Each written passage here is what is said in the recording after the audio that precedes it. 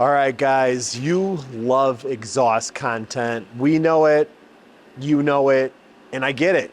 There's something seriously satisfying about transforming a car's sound into a masterpiece. And believe it or not, we've been at this on YouTube, no less, for 15 years, building custom systems on every vehicle we can get our hands on. And though it's only recently we've committed to dropping a video every week, our exhaust videos consistently pull the most views. The demand is there and we want to deliver more.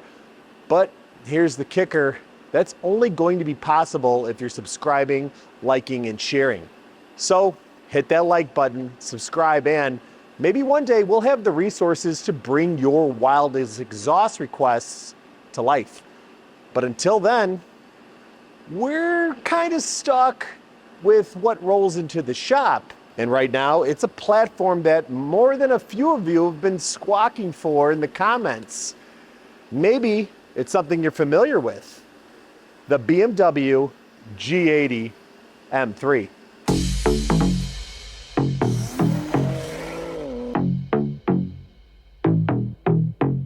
Now let's talk about the B58 and S58 engines. BMW's latest inline 6s are absolute animals when it comes to making power, especially with a few bolt-ons. But here's the thing, you can make power all day, but if it sounds like a crushed pop can, are you really winning? These engines are notoriously easy to get wrong. A quick search for M3 rasp will tell you everything you need to know. And for every good setup out there, there's a mess of them that are loud in all the wrong ways.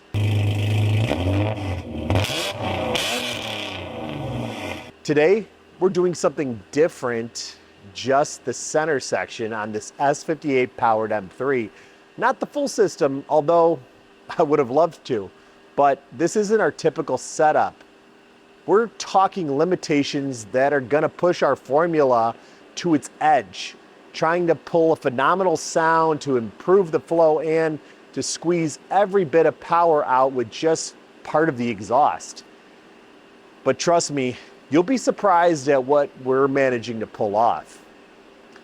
So when IRL reached out to us, they were already using our trick for getting a clean tone on an inline 6, a 2-into-1 midsection, but they've seen our work and thought, what could FMU bring to take this sound up a bit? Of course, the challenge was that we had to make it happen entirely in the midsection, a part they had already designed with quality in mind. Now, I'll admit, doing only the center section has its challenges. No full system to tweak means less room to fine-tune the sound to our normal levels of perfection. On top of that, we're essentially reinventing the wheel, improving an already solid design that we would have happily used ourselves. This is shaping up to be one serious challenge, but with years of experience on these engines, we knew exactly where we could make a difference, even if it's only a partial system. So you might be thinking, why fluid MotorUnion? Why bring a partial build like this to us? Well, it's because we've been spending years perfecting exhaust nodes for BMW inline 6s.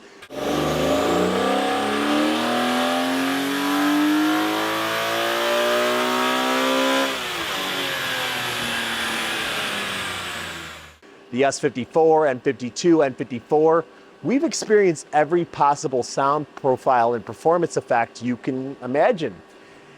And it didn't happen without some trial and error. We'd like to think we nailed the sound only to realize it wasn't quite right or didn't flow the way we wanted it to. So those so-called missteps, well, it's kind of exactly what gave us the formula for making these engines sound the way we think they should.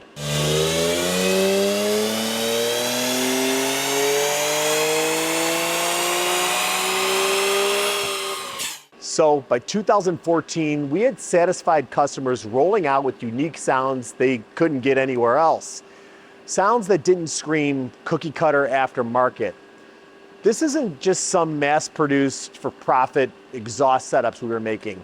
It's the real deal, and I think that's why IRL wanted to work with us for their center section.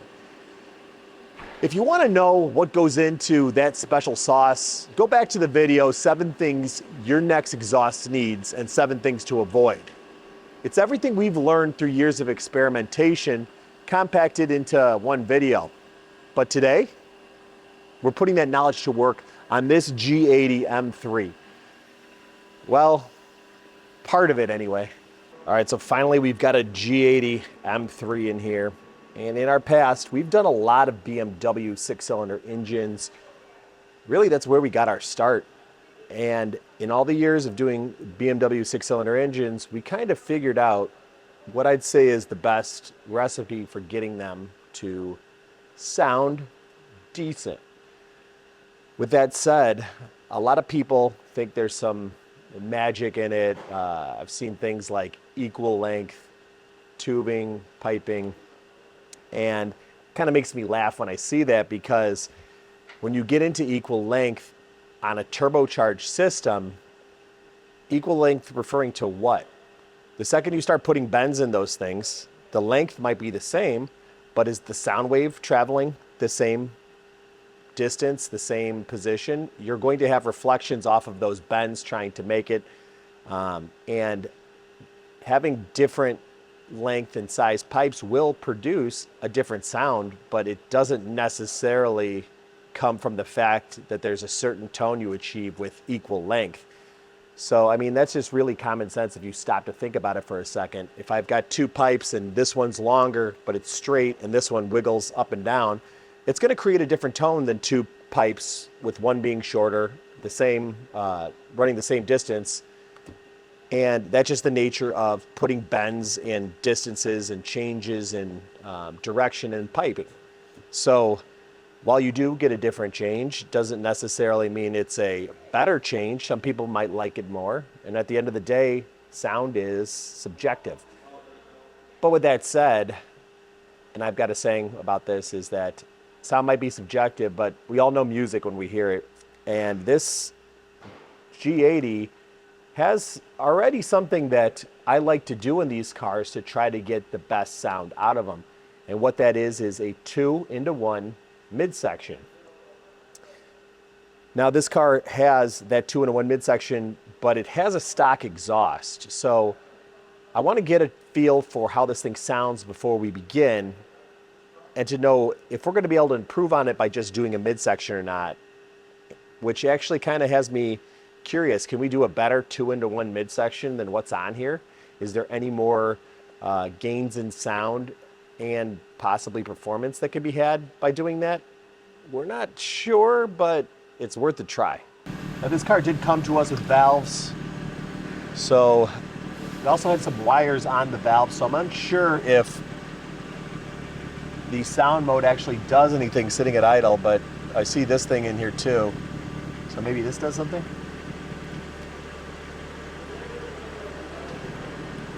Open, close, so yes, I already do hear something. Let's try quiet mode first.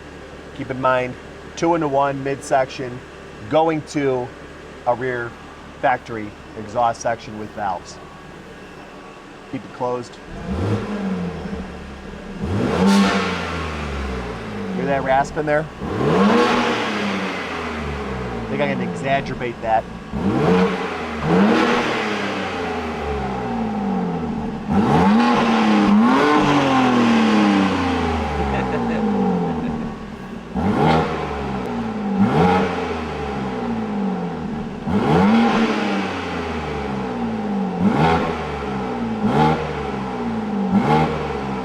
That tone right there. That's with it shut. Let's hear it open.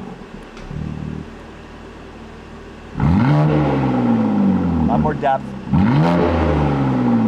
little bit of rasp there.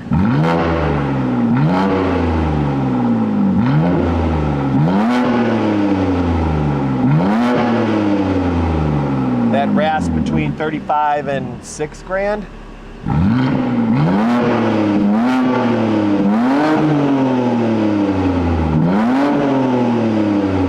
Hopefully the camera can pick this up, but that being said, That's the least pleasant tone I'm hearing inside of this exhaust setup.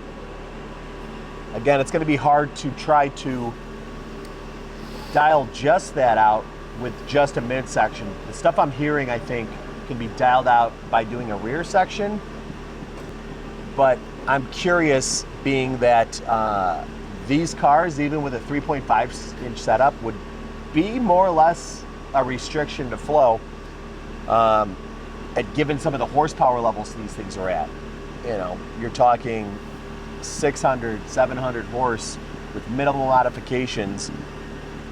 Having something a little bit bigger than 3.5 would definitely lead to slight gains over anything you're using at that diameter. So if we can fit something bigger in here and play around with how the two banks merge into the one, and then maybe toss a megaphone on here, I think we'll have a pretty good example of how all of that can affect tone, since we're more or less following the same design.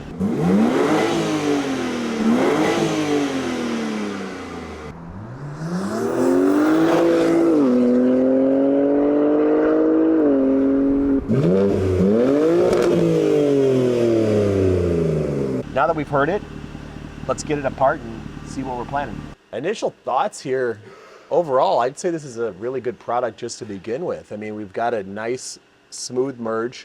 This is crushed down to incorporate the merge a little bit better, kind of ovaled. Going back up, it's 3.5 inch, just this is squished a little bit, but the merge looks great. The welds look pretty good. We got 3.5.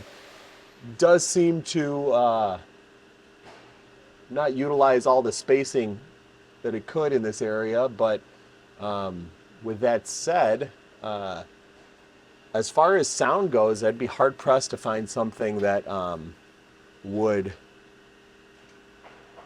you know, really sound better than this for the price, I'm sure. But that being said, it's a little tight on flow for sure. There's no way that even if this thing was a 4-inch section, it wouldn't benefit by making a few more horsepower. And this is the thing people get confused about, that rule of thumb, is they think that it's a hard rule instead of when I use the word rule of thumb, which means, you know, it helps. It's good to follow, but it's not exact. At 3.5 inches on a car making almost 500 horsepower, you will benefit from going up to a 5-inch single pipe to that point. Now, when people give me extreme examples like, oh, my 2,000 horsepower car, it's like, but that being said, how much piping are you pushing that 2,000 horsepower through? If it's just a straight shoot out of the hood, it's not that distance, it's the distance going all the way back to the car, and will you benefit by going to a bigger exhaust?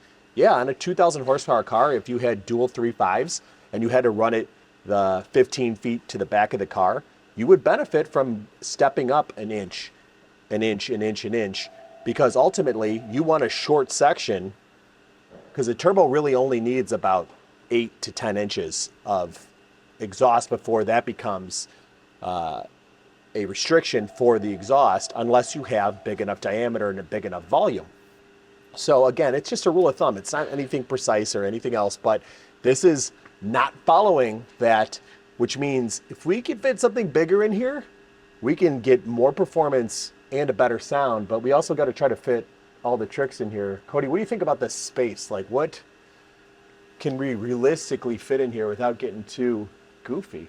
From the start, I mean, I see this tube kind of looks like 2 3/4. We might be able to step it up to 3-inch, 3.5 maybe. Getting the smooth merge section with a 3.5 inch is going to be kind of tricky, just because we're tight on each side here. Mm-hmm. From the 3.5, we can step it into 4-inch. Probably do a megaphone like right away, and that'll help. That'll help with sound a little bit. We can probably, you know, keep it 4-inch, you know, over, up, all the way back into this section back here, where we can split off into either 3.5 or maybe 3-inch to connect to the stock system if they wanted. I think that would help with going modular with the wishes of IRL, who we're actually working with on this project. They reached out to us about creating a better modular midsection, which when I went and looked at their catalog, and we've installed a few of their downpipes and different things like that, but when I looked at their catalog, I was surprised because they already had a 2-into-1 section.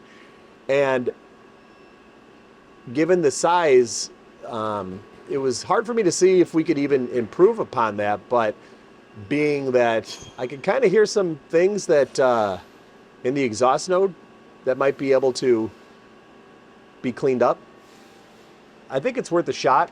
Plus, we're kind of pretty good at fitting things in tight spaces for exhaust fabrication.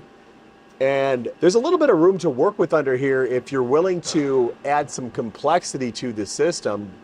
But with that said, if there's complexity added to the system, you need to have a benefit above and beyond a pipe like this. So it's going to have to sound better and it's going to have to perform better. And that's a tall order. So now that we got the exhaust down, we can kind of see, the layout a little bit better right here in front of us. The first thing that I notice is the color change from the downpipe section to the merge to the high flow section. We can see right away that the merge section is really dark on both ends. So this is a really, hot spot, and there's not a lot of good flow happening right here. And then this part is really dark.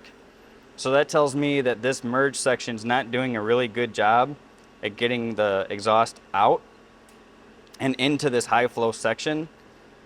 You see just how dark this area is. So this spot is getting really hot and there's not a lot of good flow going on. So it's probably more turbulent than like a good smooth merge would have. This section, you can see it's nice light color, which means it's not getting super hot, and there's a nice good flow here. Which brings us to this other out section. Right up to the merge, it's nice and light, and this merge section gets really dark, which also tells me that this merge section is not doing a good job, splitting the exhaust into two areas. And we can probably get a good merge section here and here, and probably have a better overall temperature of the exhaust leading out. All right, so Cody and I know that maximizing this diameter here is going to lead to flow increases, because right here we have it constricting down after the flange. So anything we do to bump up before we have to join them back together is going to be ideal. Now this is actually a pretty ideal merge, but the issue being is there isn't a lot of space to bump up and then get them to merge together again. So we've kind of got to be creative, and we probably can't fit an ideal merge if we're going to be going that route. So the idea is trying to increase the total volume of the system, because when you get down to it, this is probably a restriction in the sense that if you can bump it up in any way, you'll probably free up a few more horsepower. So if we just remade this and made these sections bigger and then constricted back to the 3.5, I don't think it'd really sound any different or perform any different. We would have a little bit of increased volume here, but this would still be the bottleneck. So we're trying to come up with a way to get the merge in here, get to the megaphone, and then get back out before the rear to something a little bit bigger diameter. 4-inch should be nice, just to support a little bit more flow. Still though, want to keep it 2-into-1. That really is the secret on any 6-cylinder engine. You need to combine the banks just because they just don't play well sound-wise when you leave them alone, when you leave it 2-3 cylinders. True duals, equal length, all that stuff just doesn't give it the best sound.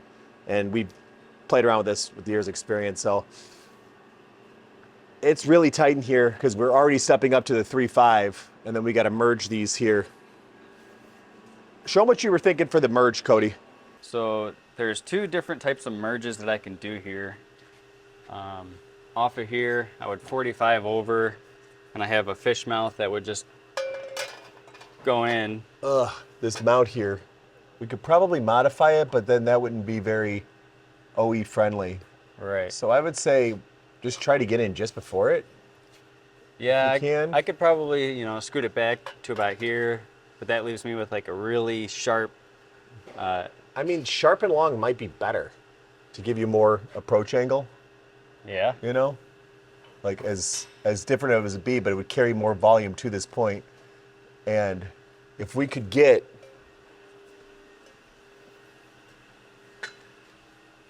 now, this area obviously looks perfect for a megaphone in this straight, but ideally, if we could fit it closer, then that acts as a constriction to the expansion, which probably will add a little bit to the sound tone. But I don't know, we're real tight here, right? Like that would put us out almost against the wall. You have to kick it back over. Right. Can we go any further in this way? Yeah, we can cut this back about 2 inches, Oh, that might do it. and then that'll leave us enough room for a bend out to go straight. Yeah, I would go say into a 4 bend out, and then let's just go right into 4-inch as far back as we can. Yeah. So we'll have the volume there, especially if you can, like a long fish mouth, get Yeah, that I angle in. I can taper that so it's. It's not our typical merge, but it actually might act a little bit like a zipper pipe, which those tend to produce some unique, usually it's a little less clean, but you still get a higher strung pitch out of those. So maybe merging it back together before the end into the megaphone will clean some of it up, especially if we've got a long straight section here. Right. That might actually kill some of that, depending on what the mufflers are. It'd be interesting. This one definitely is harder than it looks. Well, that is if we want to improve upon what they're already doing, Right. which if you ask me, that's, like I said, an ideal setup other than the fact that it's kind of small for this car. So, I don't know, man. You're the one making it out of metal, so I'm going to have to have some confidence in what you can do with the space that we've got here. But you see what I'm trying to do. Let's think more zipper pipe, long, going the merge into it, even if the fish mouth has to open up pretty big. And then cut this back so this is our constriction before the megaphone, and then into the 4-inch, and then straight as far back as we can get it. Sounds like a plan. Plan, but sometimes those plans don't end up going the way you expect. You're already making changes, so, but Yeah. oh well, at least it's early this stage. Right. All right, see what you got come up with. Thanks.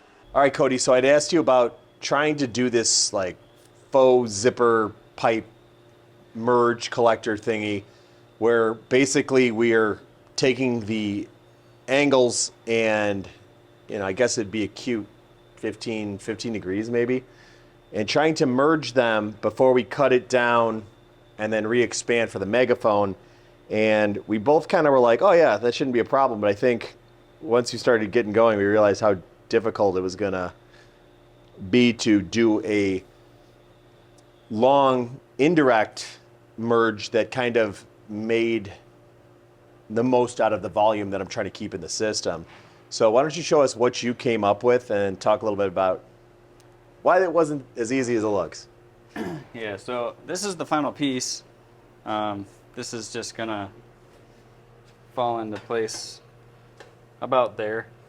So you can see, we have like 15 inches worth of Merge. angled cut. So basically I gotta mark this out, and then there's gonna be this big merge section here.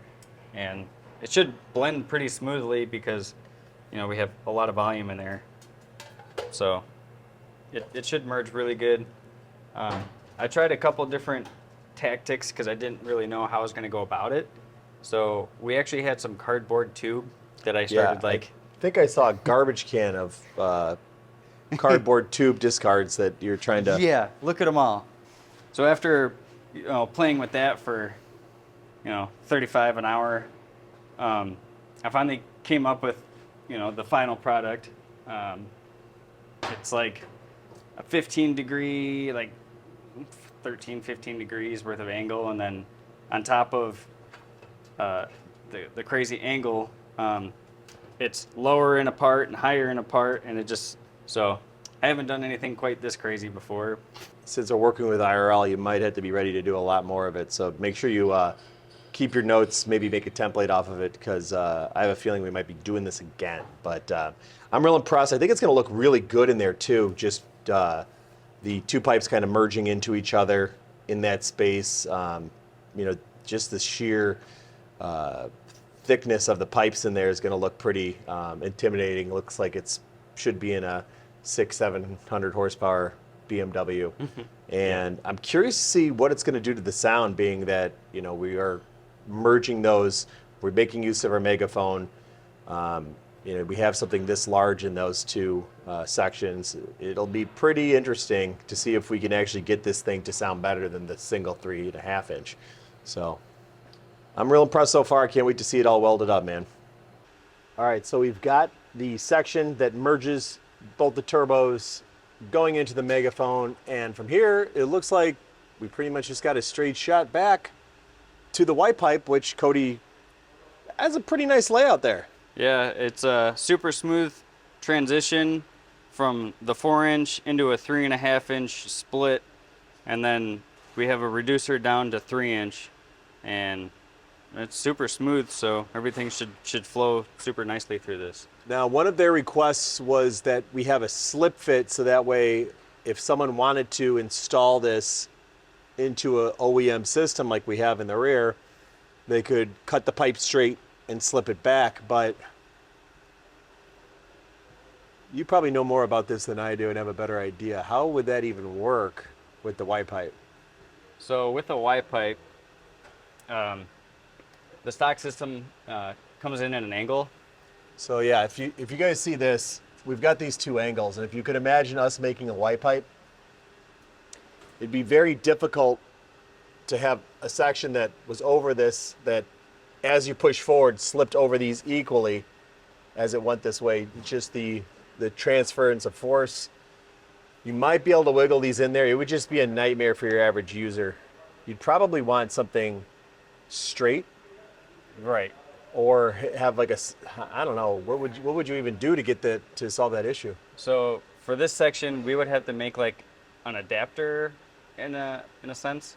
So we'll make a slip fit that slides right over it, and then on the other side we'll have a ball joint, and then you can slip it over and have this ball joint connection, so that way you don't have to change anything here, which is where our Slip it on and rotate it up. Yep, and then that should be able to just bolt on here and bolt on here, and it shouldn't leak, and it should fit really nice. I think that'd be a good solution. And that's the big issue, is that if you're using slip fit and you have two slip fit joints as part of one, they have to equally slide, and it's super hard. Even though this has some give, the muffler is one unit, so this doesn't have a whole lot of give between the two there, even when it's not hooked up to the mounts. So if you're trying to get that on, you're basically gonna have to beat it into place. Getting it off would be a nightmare. So yeah, I know that you say that's probably the best way to go, but I know it's gonna be a lot harder than it's said to say. Yeah. So yeah, let's just get back here and then see what we could figure out. I do like the ball flare idea. Especially, like I said, if we get one to slip over and then you can rotate it up into place and it just locks in, and wiggle it in, get the clamp on, adjust this back and forth to get it locked up. And these shorter sections here also make it easier to work with, as opposed to, you know, a huge exhaust section. It'd be nice if we had the actual unmodified exhaust and we could decide where these cuts were. Right. We're kind of assuming that this is the best spot to cut it. Not to say that we couldn't offer something a little further back if it gave us more clearance or more room. Mm-hmm. Taking a chunk out of there to fit the ball spacer and then moving it back further back here on here. You know what I mean? Right. So we still got options. The main thing is that we wanted to bolt up with the OEM exhaust, mostly for, because we're working with IRL, and that's what they were looking for in the build. If we were doing this as a system, we probably wouldn't be putting that thought into it. We'd probably be doing a V-band, not V-banding this section, maybe V-banding back here before the bend, before the Y, and then connecting the two just to make it one, if even we did something like that. So having this be modular is definitely going to be more tricky, but we are getting to the point where you'll have something fairly soon and we could kind of hear it without the muffler to know what sort of difference we made. It may be nice to hear this thing with the exhaust drop to the rear end and compare our build with that one, you know, location to location before we get it to the rear muffler too. So Right. we might need to keep that in mind. May have to install it back before so we can hear it just before we have to modify it. So Yeah. keep all this in mind. This is building exhaust. It never goes the way you plan. You could always be here, lay everything out, but when it comes to custom and when you're doing something, the metal oftentimes takes you where you don't expect you to end up. It's a really good looking piece. Kind of looks like it belongs in a jet engine or something, just the way these cones transition out. Really nice. Can't wait to see it all welded up and actually hear how it sounds. So recapping back on, we have a big hot spot right here from the IRL exhaust. We have a big transition spot that should minimize the restriction in the flow. We have about 15 inches here. The only choke point is this small section of 3.5 inch, which is bigger than the original system had, and he's sitting at 2 3/4 inch. So we're already upping the flow with that. From there, we're going into a big megaphone. It's 3.5 to 4 inch, and this section is going to allow for good, smooth flow. This transition is going from 4 inch to 3.5 split back down to 3 inch because he wanted to go back into his stock muffler system. From this point, I still have to build a slip fit connection that's going to go to a ball joint connection. That way we can mount it up to the stock muffler section, and hopefully it sounds pretty good.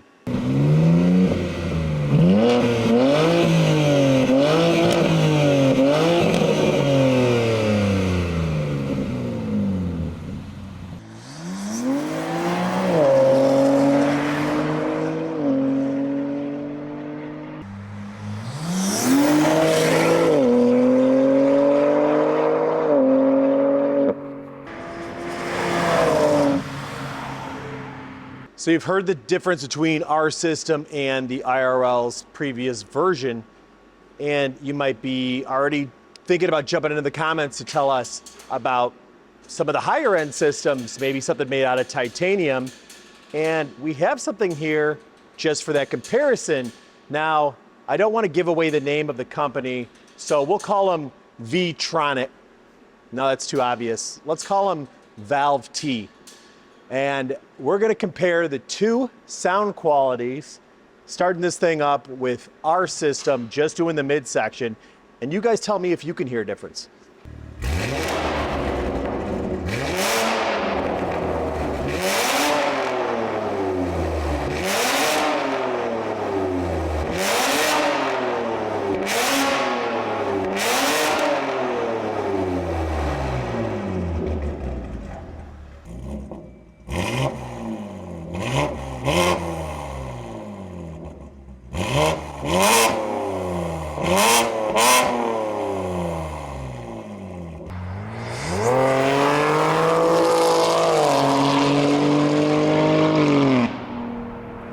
Now, I can definitely hear a different pitch change, maybe a little bit higher with the titanium, but it also has this resonance, what I equate to like a paper tearing buzzing sound that maybe you like it.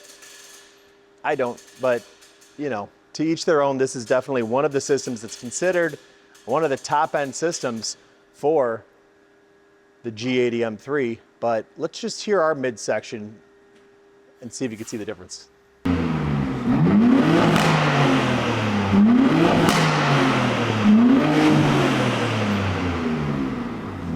Man, hearing this makes me want to be able to finish this rear section to see how close we can get to the total volume that the other system had. But that being said, I don't think most of the sound changes we're hearing are coming from the rear section. I think what it is that 2-into-1 midsection with the inline six and the turbos that is kind of cleaning a lot of this up. But for comparison, we'll let you hear this thing with the open midsection one more time to see if you can tell the difference.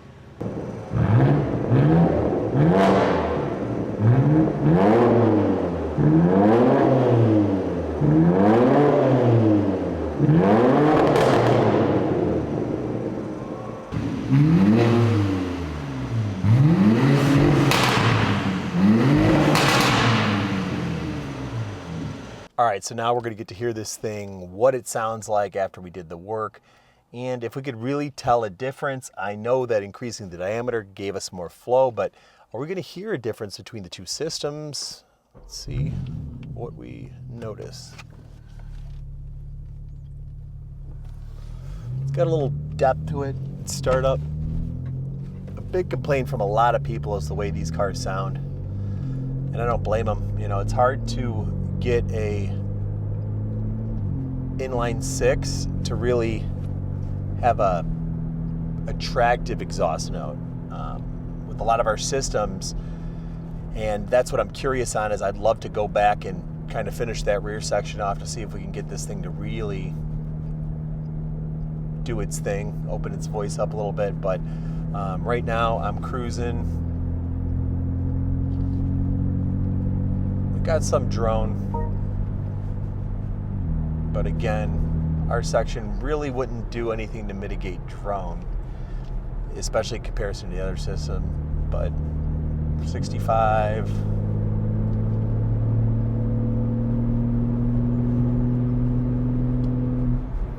it's livable.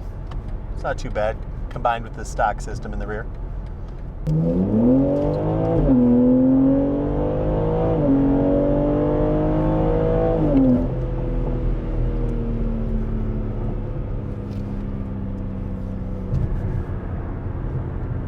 Quite say it's got the most amazing exhaust sound that I've ever heard, but there's a lot to work with.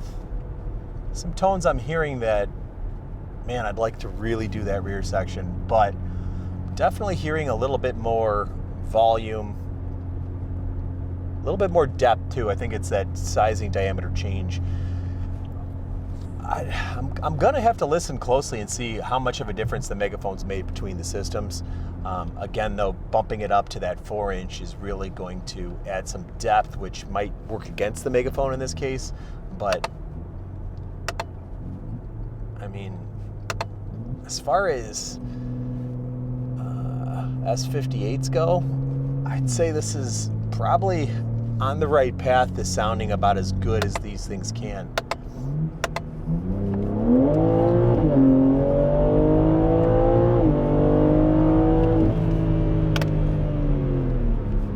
Yeah, I don't hate it, and there's a lot of these I hated, but I think it's still got some work to do, but I think that's the right direction. Got to do the 2-into-1, and unfortunately 3.5 is just too small to support the power on these cars. You got to go bigger. So if you're trying to get this thing to sound good and keep its power, it's got to be 4 inches or more. But I think this thing is definitely on the right path. Works pretty well. I think a lot of people would be really happy with this front half and the rear stock section, to be honest. I mean, it already sounds better than a lot of the stuff that's out there. And could more be done with the rear? I think so. And I think we'll have to do that in a later video, but for now, we'll just enjoy what we got.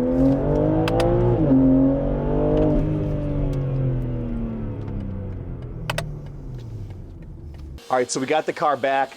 We've got some feedback from the man who actually had us do the project. This is Magic from IRL. And why don't you kind of tell him like why, you were even thinking about this? I know you've done a few of these in the past, and you guys actually did it right. And I even mentioned that before on inline sixes, the secret to good sound and decent power is merging both banks. And you guys had done that. But what were you kind of thinking versus, and I even said in the video, like, this is a pretty good setup. I'm going to be surprised how much we can improve on the flow dynamics depending. I knew just getting a bigger diameter in there would help, but like, you know, really what was your goal with us kind of redoing what you guys had already done, you know? Yeah. So initially we went with the standard mid pipe that everybody sells out on the market. And we figured that there's definitely room for improvement on increasing flow, making power, and making the unit sound good. Ultimately, the number one decision is always to perform to get in performance, then, you know, work out the sound aspect of these units. So increasing flow over the first two versions is crucial. Version 1 was pretty good, where we've seen 1 to 3 horsepower gain. Version 2 on the modulars, or version 1 on the modular is 16 horsepower increase and 32 torque. Now this unit, the dyno came out and we were able to see 30 wheel horsepower gain and 60 foot-pounds of torque. Really? Just by having you essentially redesign the V1 modular unit themselves. Well, that's good to hear, because like I said, I looked at that 3.5 and I was like, I know that you bump up. People give me a hard time, and I keep going over this, I call it the rule of thumb, but they give me a hard time because I say for every 100 horsepower, you need an inch of flow. Now, there is a point at about 600 to 700 horsepower where that ratio starts to break down, but people forget that I'm not talking about, they're like, oh, my 1,000 horsepower car needs a 10-inch exhaust. Like, it doesn't need a 10-inch exhaust, but will it leave nothing on the table power-wise if you had a 10-inch exhaust? Yes, that is 100% true, and like, you can't prove me wrong on that. Does it need it? No, you can probably sneak down, but with that rule of thumb, basically anything we could fit under here above and beyond that 3.5, because it has to travel for so long, is going to end up with a flow increase. So I think we were originally talking about doing 3.5, but I was like, man, I can fit 4-inch in here, especially if we're doing the megaphone, and let's see if we can like make that happen. So as you can see, I kind of made it happen. I believe the biggest difference that I see here versus, you know, the V1s is the way the front section here is designed, giving a longer flow, straight flow. Absolutely a game changer in sound came in the megaphone. So there's frequency levels that I can tell when I'm just driving regularly, whether that's economy, M1 or M2 modes. It plays a crucial tone difference, especially when you're out in the higher RPMs and, you know, you're going 80, 90 miles an hour. Tone changes, and it's not loud, but it's just perfect. So what were they saying? You said you had some feedback from some people that drove it, and you said, being that we went bigger, we've got the megaphone, but they actually said they noticed something different. So the difference they noticed, they said it was quieter. Which is crazy because we want bigger diameter basically everywhere, but quieter? Quieter, yeah. Yeah. So quieter in the aspect when just because, you know, I mean, if you're in the car and it doesn't sound as loud as it is outside, I mean, these cars BMW did a phenomenal job as insulation goes with them. If you're looking for an exhaust that's extremely loud, we're not going to be the guys for that. We're performance first, volume and tone is next. This unit does that phenomenally. I mean, you guys did such a good job with the design, maximizing everything we were looking for initially. So in case the car sounds really loud on the inside, chances are that's amplified out and it's not going to sound that good. Well, I mean, there's a lot of factors going on there, and we've been doing inline sixes. I mean, I was a BMW Master Tech, so like that's where we started going after cars and exhausts and all this other, you know, what led us down this route to you even hearing about us and coming here. That was our path back when we opened. But what I noticed was when people back, you know, this is 2008, 2009, and 2010, when we were doing all this stuff, and we noticed that, hey, if we merge the two banks and try to keep it for as long as possible, we actually end up with a better overall tone. You get rid of a lot of that rasp, a lot of that like paper ripping. They called it the M3 rasp, and everyone was worried about dialing it out. And we had found that does a pretty good job of dialing it out. When we got into the N54s, same thing, 2-into-1.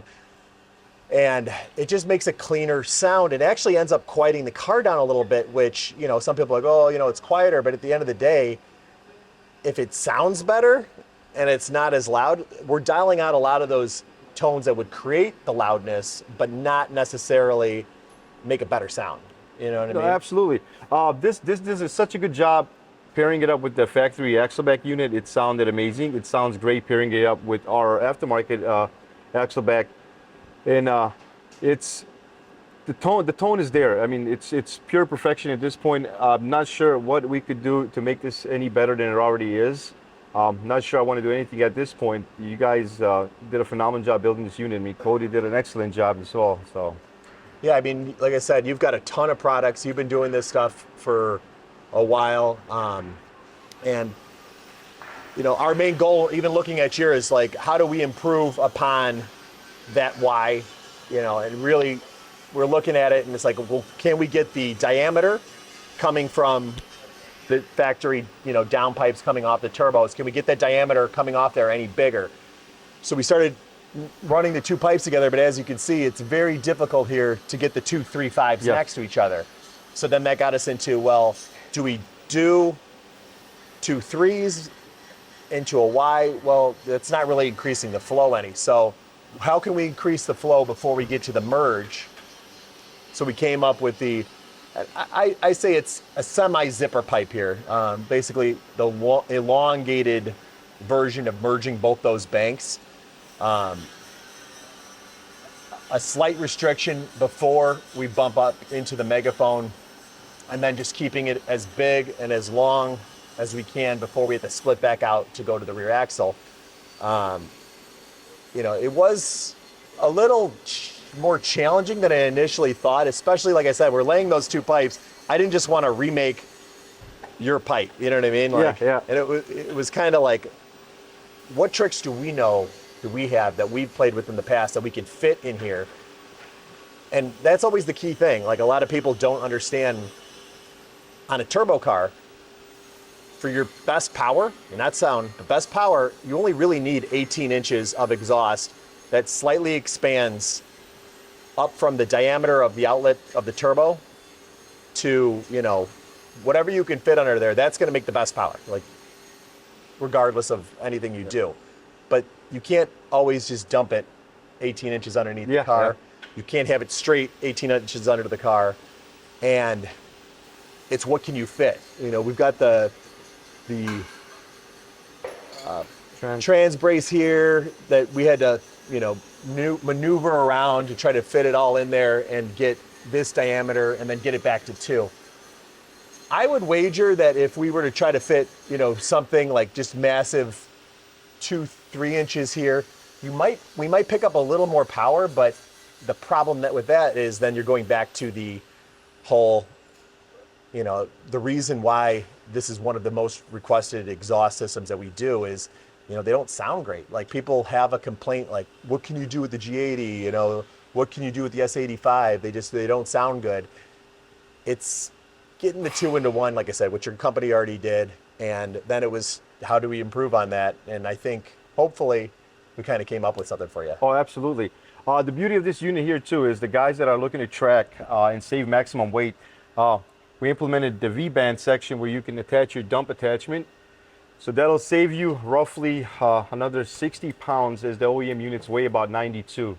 So that's a pretty significant weight saving for anyone that's out there looking to set some records. I told you we compared it to the, we'll just say one of the higher end titanium systems out there, and very noticeable sound increase. Not as loud, but much cleaner, much more refined. And if we're still making good power, like you said, you had some dyno graphs that we're going to be able to share with you guys. But if we are keeping the power up and we're getting a better sound, I mean, I think that's what the market was asking for. Absolutely. One of the keynotes is not every customer on this platform is looking for a full exhaust. Most are going to be happy with a mid-pipe alone and a valve controller that makes a massive difference on these vehicles themselves. So the key was design a unit that bolts up to the factory downpipes and the factory axle back, just to give that customer that specific part that they're looking for. And the beauty of it with the Y section back here, you're able to always connect that to your factory axle back unit with just a slip fit connection, and you're all done. All right, guys, so we got Cody here who crafted this beautiful design. So some of the challenges we faced with the version 1 modular were starting right off the front up here, where coming off the downpipes, it was efficient, but not as efficient as this unit is maximizing flow and creating a sound.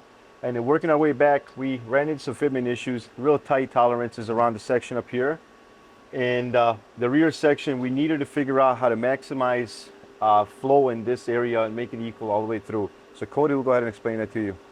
Yeah, so for the first part, this X pipe, or this Y pipe, we had to kind of come down with 3" and then open it up to 3.5 right here. So now we have two 3.5" tubes that have a blend section that's roughly 15 inches long, which is drastically, longer than the original, where it was only like 3 or 4 inches. So this part here maximizes flow. Immediately right after this section, we go into a 4" megaphone. It starts off at 3.5 and ends up in 4. Getting that part was a little bit of a challenge because the tight area, the tight tolerances and stuff like that. And then in this section right here, we couldn't quite get it to be, center. So I had to make this little kick over to put it in the center so that we have a nice even transition for the Y pipe in the back. The Y pipe, I don't know if you can see it, we have this connection piece. The straight piece is 4" and it reduces quickly down to 3.5. And then this Y pipe is 2 3.5" 45s. And then another section here that reduces from 3.5 to 3. So there's a whole lot going on in this section. It was kind of fun and frustrating to build at the same time. Making this smooth flow really maximizes, how the vehicle and the exhaust escapes. And then from there we have this ball flange that connects into a slip fit to kind of go from either the stock muffler or an aftermarket muffler, and it should work pretty good on multiple different systems. Magic, I appreciate you even bringing the project to us, giving us the opportunity to try to get this done for you. I'm happy with the results. Sounds like you're happy with the results. So if there's anything more you guys want to know, make sure you hit these guys up about future production, whatever else is going on. They've made some great products we've installed already on cars, and it's just been an awesome opportunity being able to even work with you on this. So absolutely, I'm looking forward to, as we spoke earlier, redeveloping their axle back sections.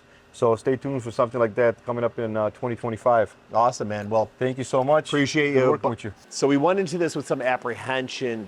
Partial systems can sometimes feel like you're just patching up someone else's work, but the results, well, it came out sounding smoother, louder when you're really on it, and quieter in the cabin.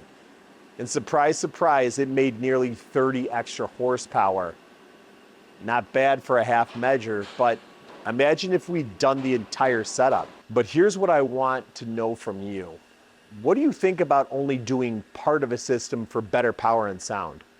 Does it hold the same street cred as a real exhaust upgrade in your book, or is it all or nothing? Drop your comments below, and if you're curious about more exhaust builds, make sure you're subscribed and hit that notification bell. And keep watching because we're just getting started. But until next time, stay loud, stay curious, and hopefully we'll catch you in the next one.